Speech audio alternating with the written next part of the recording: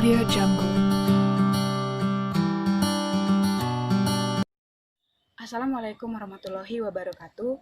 Perkenalkan, nama saya Feby Ayu Nadia, jurusan Pendidikan Biologi Angkatan 2019, kelas Indralaya, Universitas Sriwijaya. Dengan NIM 0609 128 1924 078. Pada kesempatan kali ini, saya akan membuat sebuah video pembelajaran yang mengulas sedikit tentang interaksi biotik pada tumbuhan. Namun sebelumnya, saya akan menyampaikan tujuan dari pembuatan video pembelajaran ini. Adapun tujuan dari pembuatan video pembelajaran ini, yaitu untuk memenuhi tugas mata kuliah ekologi tumbuhan dengan dosen pembimbing Bapak Dr. Andus Didi Jaya Santri MSI, Bapak Dr. Andus Hoiron Nazib MSI, dan Bu Nike Anggraini SPD MSc. Diharapkan setelah adanya pembuatan video pembelajaran ini, mahasiswa dapat lebih memahami interaksi biotik pada tumbuhan, yaitu interaksi intraspesifik dan interaksi interspesifik yang terjadi di lingkungan sekitar.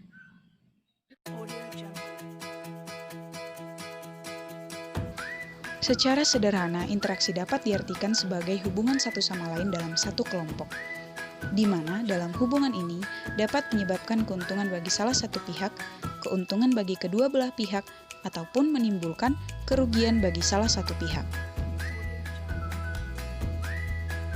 Interaksi tumbuhan dengan komponen biotik terbagi menjadi dua. Yang pertama interaksi intraspesifik dan yang kedua interaksi interspesifik. Lalu kemudian, apa itu interaksi intraspesifik dan interaksi interspesifik? Interaksi intraspesifik adalah interaksi yang terjadi dalam satu populasi atau antar spesies yang sama. Sedangkan interaksi interspesifik adalah interaksi yang terjadi dalam populasi yang berbeda atau berlainan spesies.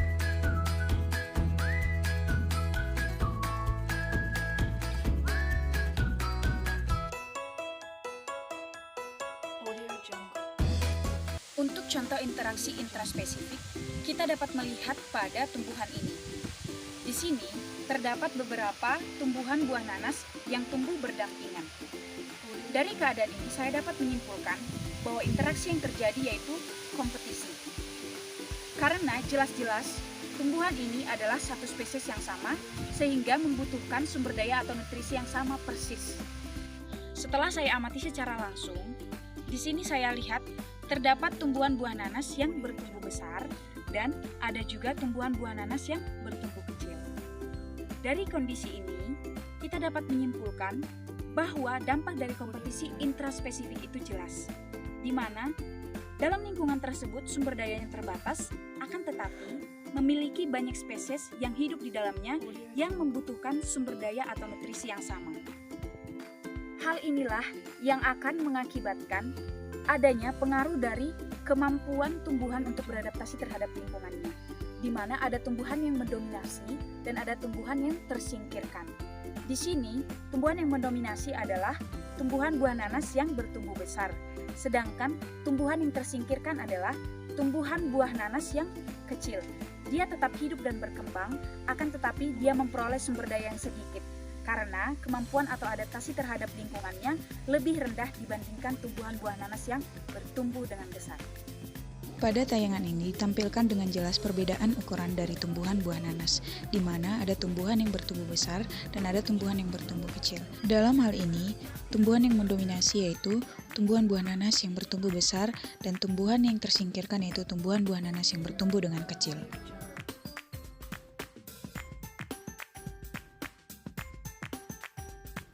Untuk contoh interaksi interspesifik, kita dapat melihat pada tumbuhan ini.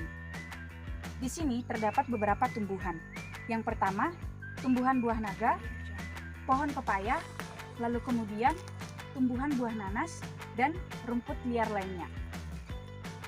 Dari sini, saya dapat menyimpulkan bahwa interaksi yang terjadi yaitu kompetisi. Seperti yang kita ketahui, bahwa kompetisi terjadi apabila dalam lingkungan tersebut terdapat beberapa spesies yang membutuhkan kebutuhan atau sumber daya yang sama. Sumber daya dalam hal ini adalah merupakan nutrisi yang dibutuhkan oleh tumbuhan dalam melangsungkan metabolisme dalam tubuhnya. Dalam interaksi kompetisi, akan terdapat spesies yang mendominasi dan spesies yang terasingkan.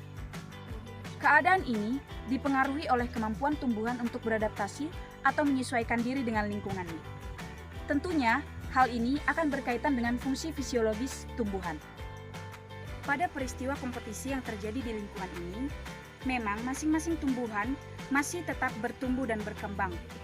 Seperti contohnya pada tumbuhan buah naga berikut, dia tetap berbuah. Lalu kemudian, pada tumbuhan pepaya juga sama. Dia tetap menghasilkan bunga. Akan tetapi, meskipun masing-masing tumbuhan ini tetap bertumbuh dan berkembang, pertumbuhan dan perkembangan yang dialaminya tidak maksimal. Hal ini dikarenakan terdapat beberapa spesies yang hidup dalam lingkungan sehingga terjadi persaingan atau kompetisi untuk memperebutkan sumber daya atau nutrisi yang dibutuhkan dalam metabolisme tubuhnya. Untuk dapat membuktikannya, kita bisa membandingkannya dengan tumbuhan yang sama, akan tetapi dalam kondisi yang berbeda. Kita akan membandingkannya dengan buah naga yang tumbuh di tempat ini. Seperti yang tampak pada video, buah naga yang tumbuh di tempat ini memiliki batang yang lebih besar dan buah yang lebih banyak. Hal ini dikarenakan lingkungan tempat buah naga bertumbuh tidak memiliki pesaing ataupun tidak terjadi interaksi kompetisi karena di sini yang tumbuh hanyalah buah naga. Sehingga sumber daya atau nutrisi yang terdapat di lingkungan ini dapat dimanfaatkan secara maksimal oleh buah naga dalam rangka pertumbuhan dan perkembangan tubuhnya. Kesimpulan. Kedua interaksi, baik intraspesifik maupun intraspesifik, memiliki persamaan, yaitu sama-sama merupakan interaksi kompetisi. Yang membedakannya adalah jenis interaksi, di mana ada yang terjadi antar sesama spesies yang sama dan ada yang terjadi antar sesama spesies yang berbeda. Karena sama-sama interaksi kompetisi, maka terdapat fenomena yang sama, yaitu ada spesies yang mendominasi dan ada spesies yang tersingkirkan. Pada contoh kompetisi intraspesifik, yang mendominasi yaitu tumbuhan nanas yang bertumbuh besar, dan yang tersingkirkan yaitu tumbuhan buah nanas yang bertumbuh kecil. Pada contoh interaksi interspesifik, belum terlihat secara jelas spesies yang mendominasi ataupun yang tersingkirkan. Akan tetapi, dapat dibandingkan dengan spesies tumbuhan yang sama pada kondisi yang berbeda. Bahwa pada tumbuhan buah naga yang tumbuh di lingkungan dengan adanya interaksi kompetisi, pertumbuhan dan perkembangannya lebih kecil dibandingkan dengan tumbuhan buah naga yang tumbuh di lingkungan tanpa pesaing. Sehingga secara keseluruhan dapat disimpulkan bahwa pada interaksi kompetisi akan terjadi perebutan sumber daya ataupun ruang, karena di dalam lingkungan yang sama terdapat beberapa spesies dengan kebutuhan yang sama, sehingga akan terjadi persaingan untuk memperebutkan sumber daya ataupun tempat. Karena adanya kompetisi, maka akan berdampak pada tumbuhan itu sendiri, di mana sumber daya yang ada di lingkungan tidak dapat dimanfaatkan secara maksimal. Akan terdapat spesies yang mendominasi dan tersingkirkan, yang masing-masing keadaan akan dipengaruhi oleh kemampuan tumbuhan untuk beradaptasi dengan lingkungannya. Cukup sekian video pembelajaran dari saya.